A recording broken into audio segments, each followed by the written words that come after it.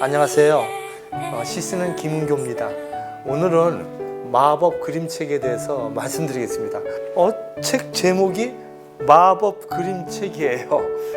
왜 책 제목이 마법이고 그림책일까요? 그림이 있으니까 그림책이겠죠. 근데 마법은 무슨 뜻일까요?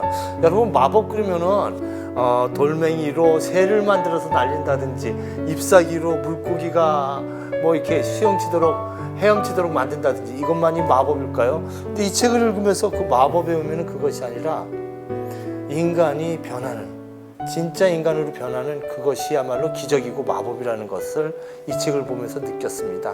오늘 여러분들 이 마법 그림책이 만들어진 그 배경을 생각해 보겠습니다. 이 책을 만든 곳이 궁금하지 않으세요? 마법 학교가 아닐까요? 마법 그림책을 만들었으니까.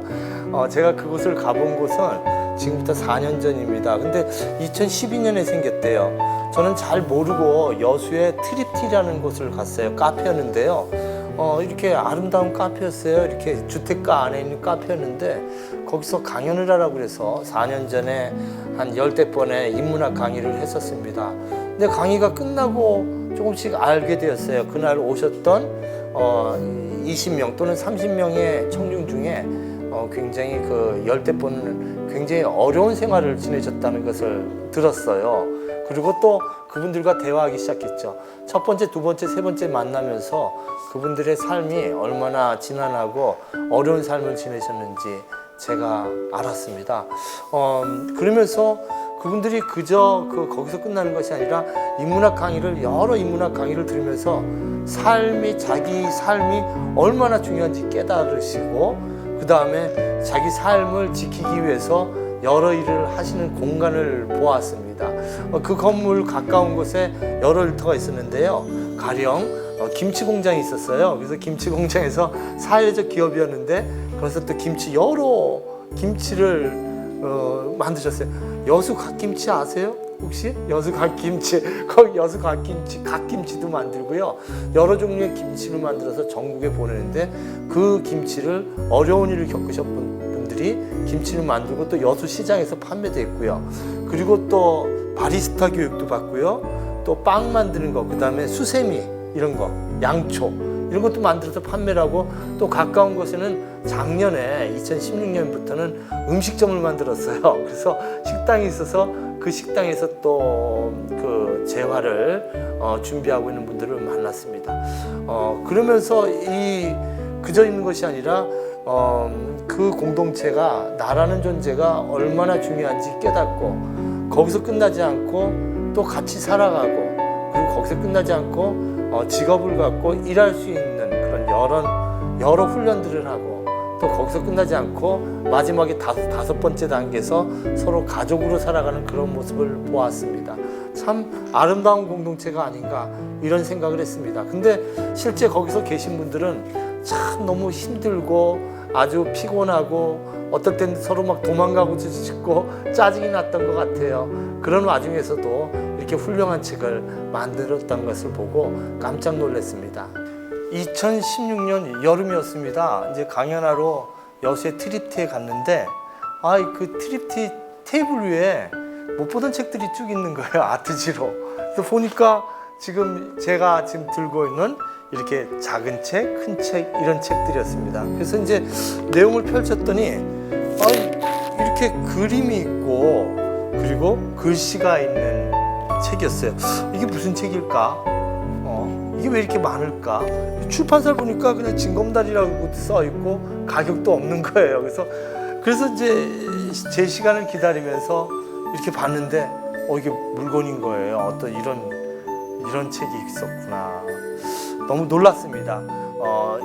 미리 결론부터 말씀드리자면은 그 그림 동화는요, 여러 가지 그림 동화가 있거든요. 생텍쥐베리의 그 어린 왕자도 있고, 그다음에 권종생 선생님이 쓰신 대단한 역작이죠. 강아지똥이라는 작품이 있죠. 약간 그런 정도의 저에게 울림이 있었습니다. 이분들이 어떤 분이실까? 그래서 보니까 그 당시 제가 13권 있었던 것 같아요. 그래서 그걸 막 달라고 그러니까 어려워하시는 거예요. 우리 센터장님께서. 보니까 왜 그러냐면은 이걸 트리티에서 같이 살고 있는 분들이 한 분 한 분이 자기 이야기를 공개하고자 하는 이야기가 아니죠. 자기 삶을 이렇게 정리하기 위해서 만든 이야기책을 한 사람이 10권씩 이렇게 제작했다는 거예요. 10권씩 제작해서 본인들만 갖고 있는데 김 선생님이 달라고 하니까 약간 곤란한 모양이었어요. 그래서 제가 말도 안 되게 막 돈을 좀 드리면서 달라고 졸랐습니다. 그래서 이제 올라오면서 이렇게 책을 보니까 놀라운 이야기들이 써 있는 거예요. 이게 곤정생의 강아지 똥이 그냥 강아지 똥이라는 게 그거 아니에요. 그냥 버려진 똥인데 거기에서 민들레 씨앗이 세워지고 똥이 그 민들레를 피워내고 거기서 보이는 것이 하나님께서 만드신 것은 어느 하나 버리는 것이 없다는 귀한 메시지가 강아지 똥에 있지 않습니까? 근데 그것을 현실로 보는 듯한 느낌이 들었어요. 그야말로 우리가 강아지 똥처럼 빈천한 인생인지 모르지만 이분 한 분 한 분이 민들레꽃을 피워내는, 또 민들레꽃에서 나비들이 부활하는 그런 이야기들이 모여 있는 것을 이 책을 통해 느꼈습니다. 작은 감동이었습니다. 몇 가지 작품을 읽겠습니다. 맨 앞에 있는 작품인데요. 이 작품은 내 삶의 전부라고 체리라는 분이 쓰신 것입니다. 부산에서 사시던 분인데요. 부산에서 태어나셨죠. 파란만장한 삶을 사신 분인데 그분의 이야기를 읽겠습니다. 철없는 남자와 여자가 있습니다. 서로 많이 사랑하지만 둘 다 아무런 능력이 없습니다. 그런데 아기가 생겼습니다. 남자는 아이를 지우랍니다. 하지만 여자는 그럴 수 없습니다. 왜냐하면 그 전에 어쩔 수 없이 보낼 수밖에 없었던 뱃속 아기에게 약속을 했었거든요. 그렇게 세상에서 가장 예쁘고 사랑스러운 천사가 여자에게 왔습니다. 너무나도 이쁩니다. 너무너무 이쁩니다. 비록 아이를 지우라고 했지만 아빠도 이쁜 아기가 응행하고 우는 순간 뭐라 표현할 수 없는 벅찬 감동에 눈물이 났습니다. 열심히 살아서 아기에게는 모든 것을 다 해주고 싶었던 엄마와 아빠는 돈이라는 큰 벽 앞에 좌절을 하고 맙니다. 하루빨리 돈을 벌고 싶었던 엄마는 결국 하지 말아야 할 선택을 하고 맙니다. 그나마 쉽고 많은 돈을 벌 수 있다고 엄마는 생각했습니다.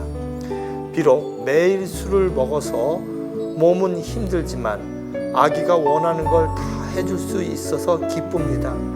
아기가 좋아하는 모습을 보면 행복을 느끼는 엄마입니다.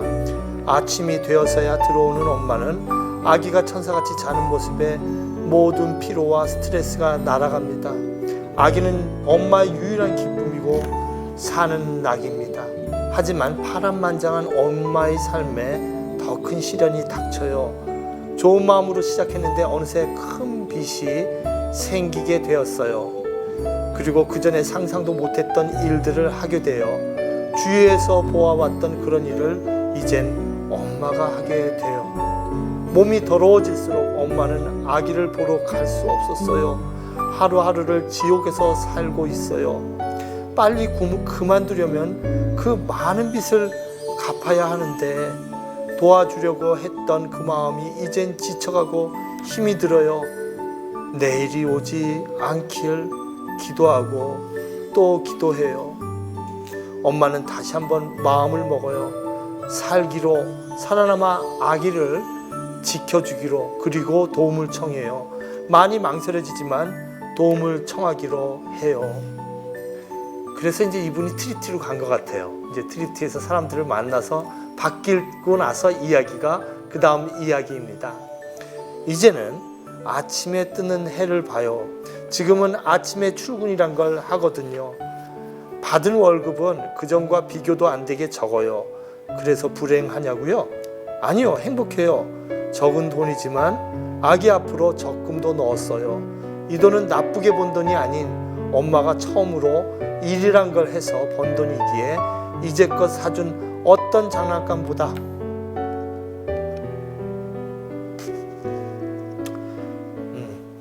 훨씬 더 값진 선물이 될 거예요. 그때는 떳떳하게 말해줄 거예요. 엄마가 우리 아기를 위해 주는 선물이야. 천사 같은 우리 아기와 살 날을 꿈꾸며. 이런 그 부산에서 태어나신 체리님의 이야기였습니다. 트리티에서 여러 이제 사회적 기업을 하는데 그 중에 하나가 식당을 해요. 여수에 가시면 꼭 그 식당에서 식사하시기 바랍니다. 아주 단촐하고 맛있는데 거기요 잡채밥하고요 그 비빔밥 같은 게 아주 맛있어요. 근데 그 식당에 우리랑 좀 다른 분이 계셨어요. 필리핀 여자분이 계셨거든요. 근데 그분 이야기가 여기 있더라고요. 에일리라는 분이었는데 그분 이야기가 여기 있습니다. 희망 에일리라는 필리핀 여자분의 이야기를 제가 모셔서 읽겠습니다. 별명이 필댁이래요. 필댁. 필리핀 댁이라고 해서 필리핀에서 왔어요. 나는 이라는 제목입니다. 필리핀에서 왔어요. 나는. 선생님은 나를 필리핀 댁, 필댁이라고 불러요. 내가 필리핀에서 왔다고요. 10년 전 필리핀 사말에서 왔어요. 사말은 인구도 많지만 코코넛, 망고, 바나나도 많아요. 집 마당에 주렁주렁 열려있는 것을 따기만 하면 되지요. 지금 생각하면 그 시절이 제일 행복했어요. 나무를 타며 친구들과 하루 종일 놀았지요. 산에 가면 파인애플도 많았지요. 그러나 여기서는 돈을 주고 사 먹어야 하고 맛도 없어요. 다시 가고 싶은 내 고향입니다. 19살에 아무것도 모르고 여기 여수까지 왔어요. 이미 남편은 3번이나 결혼한 사람이었어요. 직업도 없고요. 시어머니는 무섭게 나를 대했지요. 몇 번이나 집을 나왔지만 다시 돌아가야 했어요. 아이들 때문에요. 우리 엄마가 나를 할머니한테 맡겨두고 돌아보지 않은 것처럼 할 수 없었어요. 그러나 이제 나는 더 참을 수가 없어요. 아이 셋을 데리고 쉼터에 살고 있어요. 앞날을 모르지만 여기서는 마음은 편해요. 맞지도 않고 잔소리도 없어요. 코리아에서 아이를 얻었지만 난 잃은 것이 아주 많아요. 필리핀 학교라는 이제 자기가 졸업했던 대학교를 회상하는 장면입니다. 필리핀 학교. 저는 필리핀에서 대학교에 다녔어요. 학교에서는 신학대학이라고 한대요. 대학을 졸업하면 전도사가 되어요. 아이들에게 성경을 가르치고 집에 다니며 기도도 해주어요. 그런데 한국에 와서는 학교 졸업한 것이 아무 소용이 없게 되었어요. 필리핀에서 무료로 학교에 다녔어요. 필리핀에서는 학교 다닐 때는 점심을 집에 가서 먹고 와요. 간식으로는 아보카도와 우유와 설탕을 넣고 갈아서 마셨어요. 공부는 무료로 가르쳐 주어서 대학까지 다닐 수 있었지요. 후회되어요. 하지만 이곳에 생각 없이 온 것이 너무 후회됩니다. 그러나 내 나이 34살입니다. 다시 시작하고 싶어요. 먼저 한국말 잘해서 다시 공부해야겠어요. 아이 셋 데리고 살려면 내가 강해져야 합니다.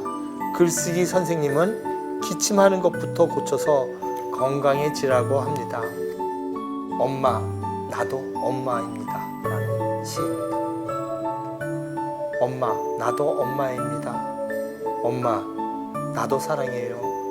엄마가 나를 사랑하지 않았어도 난 엄마를 사랑해요. 엄마가 날 키워주지 않았어도 난 엄마를 사랑해요. 엄마가 날 한 번도 안아주지 않았어도 난 엄마를 사랑해요. 엄마니까요. 나도 엄마가 되었어요. 이 책은요, 참 중요한 책이에요. 놀라운 책이기도 하고요. 정말 마법의 책이지요. 가야트리 스피박이라는 영문학자가 있습니다. 가야트리 스피박은 인도의 콜카타에서 태어났는데 이거 자라면서 보니까 여자들이 너무 학대를 받는 거예요. 정말 그 시바지로 자기 나이 많지 아이를 낳은 막 20명, 30명을 낳는 겁니다. 이런 시바지 여성들도 많이 받고 돌에 맞는 여자들, 그리고 또 불에 태워져 죽어가는 인도 여자들을 보면서 그 사람들은 말을 못한다는 걸 알았어요. 표현할 능력이 없고, 그래서 그 사람들을 서벌탄이라고 했습니다. 서벌탄, 하위 계층에 있는 그 사람들이 주체가 되어야 된다. 그렇지만 서벌탄 cannot speak, 서벌탄은 말할 수 없다, 이런 얘기를 남겼죠. 그래서 여러 연구서를 통해서 그 서벌탄들의 이야기를 글로 대신 남기는 일을 했습니다. 많은 제자들이 그 서벌턴의 이야기를 소설로 쓴 것을 영어로 번역하고 또 영어로 책을 만들어서 내기도 했습니다. 그래서 가야트리 스피박은 우리 한국의 이야기들도 영어로 이렇게 내기도 했습니다. 우리 소설가 박완서 선생님이 겪었던 여성들의 아픔, 이런 것을 영어로 번역하기도 했었죠. 이 작업은요, 이 하위에 있는 서벌탄, 이분들의 그 가능성을 보고 많은 사람들이 함께해서 그분들이 스스로 cannot speak가 아니라 우리는 이제 이야기할 수 있다는 어떤 자긍심과 긍지를 심어줬던 책으로 평가할 수 있겠습니다. 이 책을 위해서 많이 애썼던 우리 이명선 수필가, 그리고 또 그림책을 지도했던 오치근 선생님, 그 다음에 거기 가서 강연했던 수많은 강연자들, 그리고 이한우 선생님, 우희종 선생님, 그리고 박상미 선생님, 김순현 목사님, 이러한 분들이 서벌탄 자신이 얘기할 수 있도록 도왔고, 그리고 그분들의 말을 대신 전했던 대언자가 아닌가, 이렇게 생각을 해봅니다.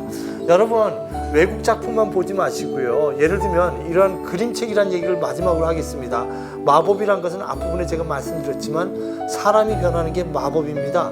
그것이 기적이고요. 그런데 그림책은요, 우리가 생텍쥐베리의 어린 왕자를 생각할 수 있겠죠. 거기 그 어린 왕자 책에는 수많은 놀라운 경구들이 있습니다. 근데 우리 지금 탄생 80주년이고 돌아가신 지 10주기가 되는 권정생 선생님이 쓰셨던 강아지똥, 몽실 언니도 그 기적을 보여주는 책이라고 할 수가 있겠습니다. 그 버려진 똥이지만 그것을 다 쓸모가 있게끔 거기서 민들레를 피워내고, 그리고 또 나비가 자라는 그런 놀라운 마법의 책이 아니겠습니까? 몽실 언니 뿐만 아니라 그 강아지 똥은 우리에게 하나님은 아무 의미가 없는 쓸모없는 것도 쓸모있게 만드신다는, 그리고 그것이 모두 귀한 존재라는 것을 가르쳐준 책입니다.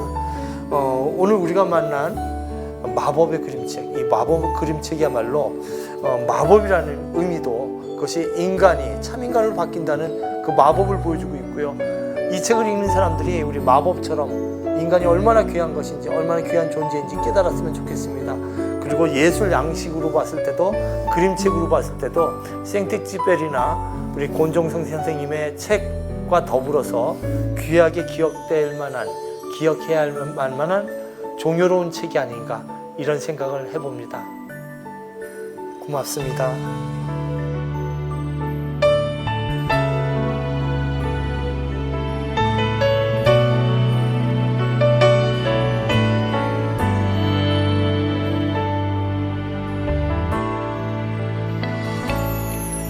당신은 사랑받기 위해 태어난 사람, 당신의 삶 속에서 그 사랑받고